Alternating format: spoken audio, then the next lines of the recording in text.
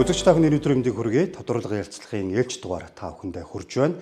За энэ удаад бид COP17 буюу цөлжилттэй тэмцэх тухай нэгдсэн үндэсний байгууллагын конвенцийн төлөө 17 дугаар баг гурал эх онд Монгол Улс төр зохион байгуулагдсан. За энэ хүрээнд хийгдэж байгаа ажил болон чадваржуулах ямар доо сургалтууд явж байгааг бид үндэсний хорооны ерөнхий нарийн бичгийн дарга бөгөөд за ажлын албаны дарга Батмөнхтэй ярилцах чинь танд энэ өдрийн мэндийг хүргэе. За тэгэхээр COP17-гийн бэлтгэл ажил за ер нь одоо энэ хурлыг зохион маш олон одоо ажил бол төлөвлөгдөөд үйлчлэлтэйгээр хэрэгжээ явж байгаа. Өнөөдрийн байдлаар ер нь ямар ажлууд ер нь бэлэн болцсон. За ямар ажлууд ер нь хийгдэж явж байна. За хурал эхлэхэд одоо 290 орчим хоног үлдэж байгаа шиг байна. Тэгээд яг хамгийн түрүүнд энэ хурлын талаар ойлголтыг бас өгөх гээд энэ хугацаанд нэгэн зөвлөө бид нар 6 сарын 20 тонд одоо анх бол байгаль орчин уур амьсгалын сайдын зөвлөх бөгөөд COP17 хариуцсан зөвлөх гэж томилогдсон. За тэгэхээр явцын дунд үндэсний хороо маань гадаад харилцааны яамнаас байгаль орчин ажлын албан маань гадаад харилцааны яамнаас байгаль орчны яам буюу үндэсний хороо руу ажлын албаар шилжиж ирснээс хойш сар гаруй хугацаа өнгөрлөө. Тэгээд сар гаруй хугацаанд юуны төрөнд ажлын албаа чадахжуулах нь чухал байлаа.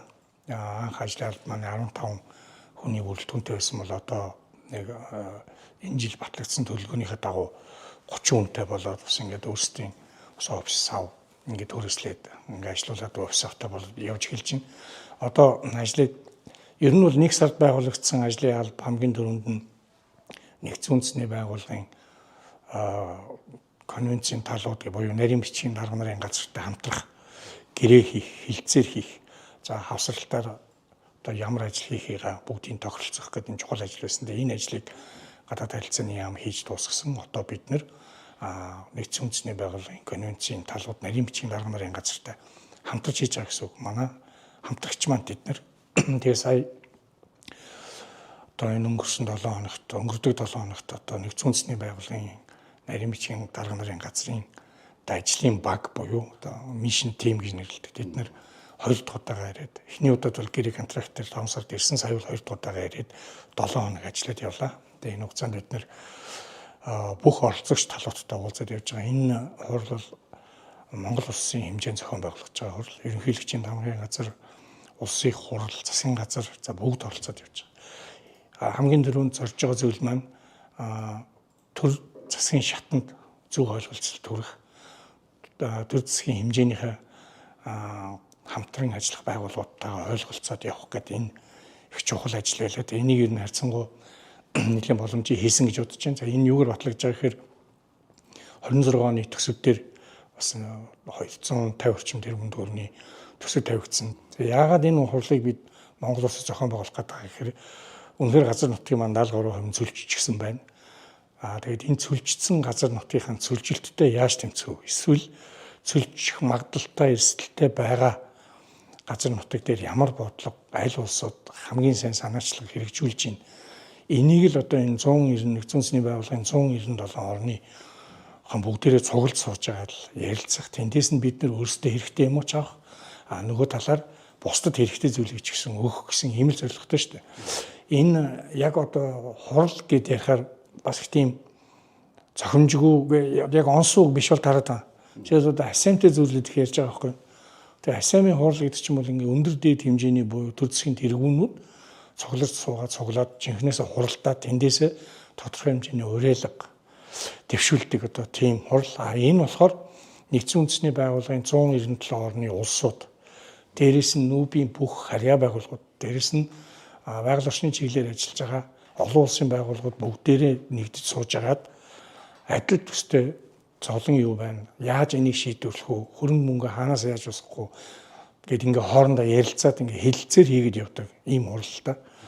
Тэгэхээр энэ хурал бол зөвхөн яг хурал гэж хэлэхээс илүүтэй илүү үр дүнтэй хамтран ажиллах, дэлхийн бүх орнуудаа цөлжилтийн эсрэг тэмцэл дээр хамтран ажиллаж байгаа нэг хэлбэр юм байна. Тэгэхээр та Сараныхаг дурж байгаа нүүбийн баг гэж ажилласан 7 хоног. Тэгэхээр та бүхэнд зөвлөж байгаа, анхааруулж байгаа гол одоо мессеж нь юу байна? Энэ дээр илүү анхаараач гэдэг юм уу? Мэдээж бас зөвлөн туслах үйлчлэгээ тал дээр ч юм уу хэлсэн баг. Ер нь хурал үндсэн хоёр том зорилго одоо юу гэдэг бэлтгэл ажил хуваагдаж байгаа. нэг нь хурлын нэг хурл хийх байр савны асуудал байна. Энд чинь 7-10 мянган хүн ирнэ гэж за яг өдөр тутам мэдээж тэгж ярихгүй ч гэсэн өдөр тутмын хурал доот нь 2000 орчим хүн хуралд нь хилэлцэн. Тэгээ нэгдсэн үндэсний байгууллагын стандарт гэж юмнууд бий. Тэрийг баримтсан тэр байр савны асуудал байгаа. Хоёр дахь нь энэ хурлаар Монгол улс ямар тэргүүлэх санаачлаг дэлхийд гарах юм бэ? Ямар сэтвчилсэн өдрүүдээр ямар сэдвээр хуралцгаах гэж байгаа юм бэ? Эндээс гарах үр дүн нь юу юм? Аль улстай бид нэр хамтрах тухай ярилцж байгаа гэдэг ийм үндсэн хоёр хэсэгт хуваагдаж байна. Тэгэхээр хурлын байран дээр бол ерөнхийдөө яг миний хувьд бол ер нь бас яг юу хэлэх вэ? Яг л санаа зовж ирсэн. Тэгэхээр энэ хурлыг энэ саяны багийг ахалж ирсэн хүн бол яг энэ UNCCD буюу нэгдсэн үндэсний байгууллагын цөлжилтөд тэмцэх конвенцийн одоо яг үйл ажиллагаа хариуцсан захирал гэсэн үг. 3 номер гэж хэлж болох юм да. За дарга нь саяхан Египтийн байгаль орчны сайд байсан эмэгтэй Ясмин Фауд гэдэг эмэгтэй болсон. Тэр эмэгтэй наримшин дарга 1 сарын сүүлээр юм 2 сарын ихээр сая ирэхээр бас ингээд ойлголцож байна. Гадаад харилцааны сайдын урилгаар. Тэгээд тэр багийн маань хамгийн гол санаа зовж байгаа асуудал бол үнэхээр хурлын байр самбай санаа зовж байна л да. Одоо энэ чинь 202 хоног үлдчихэд иждэг. Бид нар яг Улаанбаатар хотын нийслэлийн засаг дарга Нямбатар дарга өөрөө энэнийг ахалж хариуцж байгаа юм. Тэгэд энэ дэд бүтцийн ажил бол ерөнхийдөө бараг 60%-тай 70%-тай байгаа. Гэхдээ одоо ингэж хөдөлж байгаа учраас зогсож байна. Хурлын байр маань ер нь төр байгууламж. Тэгэхээр төр байгууламж гэхээр манайх нэг юм майхан байх юм шиг бодод байна. Тэр тийм бас яг тийм биш. Стандарттай өөрийн тэр ухсардаг хамтаа хан мантай би барилгын хүмжлэгээр нарийн мэд. Гэтэ ямар ч байсан зүгээр нэг майхан хавцаад барьчихгүй юм байлаа. Тэгээ энийг дэртээ тэр энэ хурл 17 дахь болж байгаа гэдэг чинь 16 хурл дандаа юм төр байгууламжинд л болчихсон. Энийг энэгээр л хийц. Тэгэхээр энэ стандарт бүх юм нь байгаа. Газрууд байгаа. Гэтэл энд нөгөө гол өндөрлөл учруулдаг нь манай нөгөө л төгсөө мөнгөтэй холбоотой асуудал ямар ч байсан хурлаар ороод ингэ шийдэгдэж байна. Одоо энэний араас дагаад нөгөө тендер гэдэг юм маань ингээл маш хугацаанд зүйл байгаа. Олон улсын нээлттэй тендер зарлах шаардлагатай байж тараад идэг. Тэгтэл тэрэнд манай талаас Монголын компаниудад ямар ч туршлага байхгүй хийжсэн түүх байхгүй байгаад идэг. Энэ дээр нэлийн санаа зовж байна. Гол нэгдсэн үндэсний байгууллагын багийн санаа зовж байгаа асуудал нь хурлын байрны ажил. Нэг нь өмөрт байр бэлтгэх ёстой. Хоёрт нь бид нар бол тэр үйл сэдв санаачлал бол саяын Нобийн ерөнхий ассамблей болон Абу Дабид болсон байгаль орчны конгресс дээр бид нар нэгэн сая ярьсан. Одоо энэний дараа дахиад 11 сарын 10-наас уур амьсгалын коп буюу энэ одоо эцэг коп гэх юм уу тэр нь болно. Тэр барьцыг бас бид нар очиод хуралдаа өрн танилцуулна. Айлхуур бид нар олон улс орныг оролцуулж иж дараа нь яригдах сэдв нөгөө яриад байгаа босгох мөнгөний тоо, олох мөнгөний тоо маань нэмэгдэнэ. Тэрний дараа 12 сарын 1-ээс Панамд крик буюу яг энэ копийн детальны хурлын ажлыг ингээд ярилцдаг хурл байгаа. За тэгээд 12 сарын дундаас эхлээд байгаль орчны ерөнхий ассамблей гэдэг юм болдог. Тэр нь Найроби, Кенд бол энэ гурван хурл ер нь бидний хувьд бол хамгийн чухал хурл. Энэ гурван хурл дээр бид санаачлага танилцуулна, сэдвүүдээ ярина. Энэ гурван хурлын дараанаас ер нь оролцогчдын тоо гарч ирнэ гэсэн үг. Ер нь бол мэдээж ондоо багтаж төлөвлөдөг. Дараа ондоо багтаж танилцуулж байгаа нь аливаа төлөвлөгөө яам газарт чинь дараа оныхаа төлөвлөгөөг энэ он танилцуулж 10 оны төлөвлөгөөнд суулгана шүү дээ. Тийм учраас бид нар ингэ яваад байгаа. Тэгээ бусад ажил дээр бол харьцангуй сайн явж боломж юм байна гэж дүгнэлт хийгээд явсан. Ерөнхий хурл бол ингээд хоёр хэсэгт явдаг юм байна.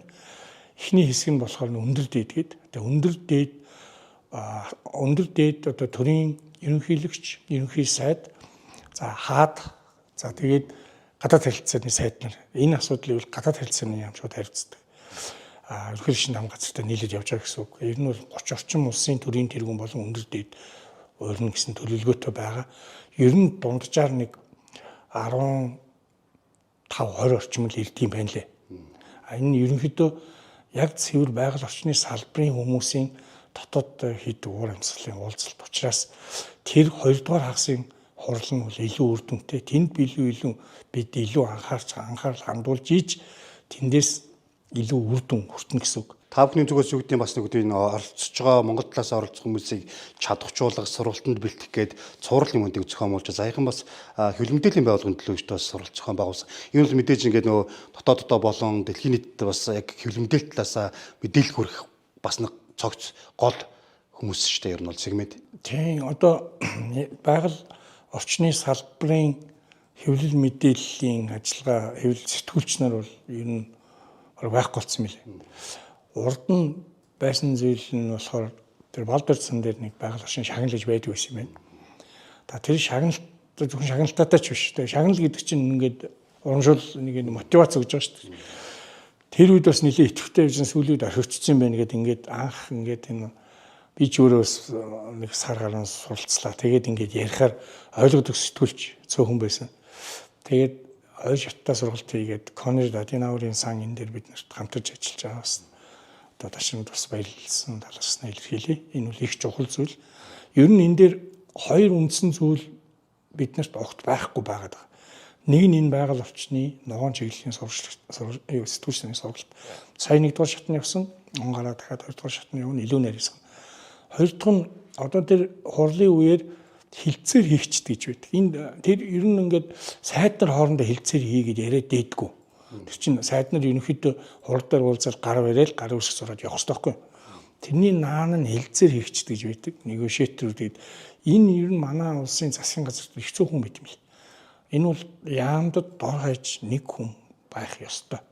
Тэгэхээр одоо бидний дараагийн сургалт бол негошиаторуудын сургалт буюу хилцээр хийгчдийн сургалт хийх талаар энүүгээр англичууд нэлээ ер нь мундаг сургалттай. Тэгээд Англи элчин зэдэмтэй ярьж байгаа.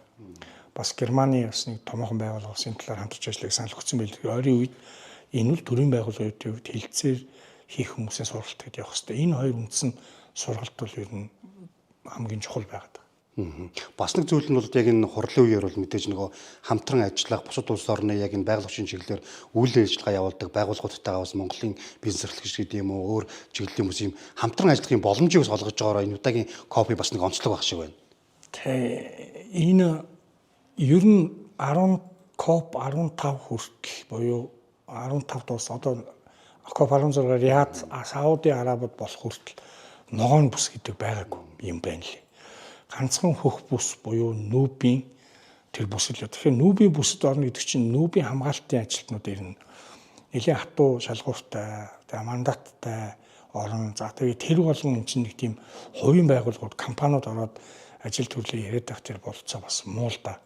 Тэр бол харьцангуй бас хязгаарлагдмал гэсэн үг. Чинь өнөө болохгүй л гэвэл бид нэр техник хийж чадахгүй шүү дээ. Тэгэхээр Сауди Араб анх удаа ногоон бүс гэдэг юмыг гаргаж ирсэн байл. Тэгэхээр дараагийн хурал авч явж байгаа улс нь түрүүнийхээ улсын санаачлагыг бас нэг унгачгүй дэмжиж явах гэдэг бас нэг юм зарчимтай, чигтэй уйлтай. Тийм учраас бид нэр ногоон бүсээ төлөвлөд явж байна. Ногоон бүсээ ерөнхийдөө манай компаниуд өөрсдөө хувийн хвшлүүд хийчих юм байна гэж харж байна. Тэгэхээр ногоон бүсээ бид нэр хэр идэвхтэй зохион байгуулж чадна. Чи нэг л дор байгаа юм чи тэр хэмжээнд нөгөө дээд түвшингийн хүмүүс эсвэл адилхан төрлийн компаниуд хоорондоо уулзалтад явах тийм боломж бүрдэнэ. Бид нэр аль болохоор энэ хурлыг ашиглаад урд хятад гэдэг нэг том улс байна. Тэнд байгаа олон технологиуд байна. За Солонгос, Япон, ойрхон улсуудаас ирэх бах, Европоос сайн мэдэхгүй. Энэ дээр аль болохоор олныг оролцуулаад дээр нь манайхан бид нар ингээд дандаа мөнгө яриад идэг. Тийм мөнгө ярихын өмнө мөнгө яаж олох уу өнтер гэдгийг бас жоохон судлах хэрэгтэй л доо. Дандаа л нэг юм сайхан санаал яриад идэг, цаас бичээд идэг. Гэтэл энэ чинь нөгөө мөнгө босгодог, мөнгө авдаг зарчим стандарт чинь нэг юм бас зарчим юу ч юм уу тэр чинь нэг юм стандарттай шүү дээ. Тэгэхээр тэрнийхэн дагуу явуулах тал руу бид одоо энэ 11 сарын 10-аас эхлээд ер нь нэлээд олон тийм хурал уулзалт хувийн компаниуд руу хандаад хийгээд явна. Бас хамруулаад бүгдийг болчихно гэсэн үг биш. Яг л энэ байгаль орчны чиглэлийн ялангуяа яг одоо тэр одоо газрын дөрөлтөг яриад байгаа энэ за нөгөө нэг усаа бид яаж одоо манай хөв цөрөм хийгээд байна. Энийг яаж нэмэгдүүлэх үү? Яаж интешн тэмцдэг юм? Одоо наацхан модоо яаж тариад 3 жил арчлах уу гэд энэ минээс болоод бид хийх юм эхлэх юм байл.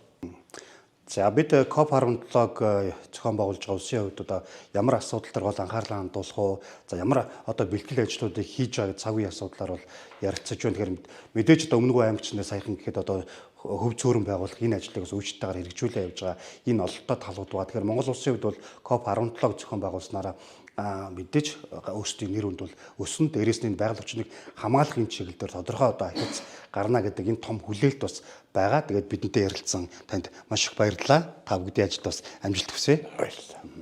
За баярлалаа үзэгч та бүхэндээ энэ 7 хоногийн одоо тодорхойлох ярилцлага хүргэлээ. Анхаарлаа хандуулсан үзэгч та бүхэндээ баярлалаа.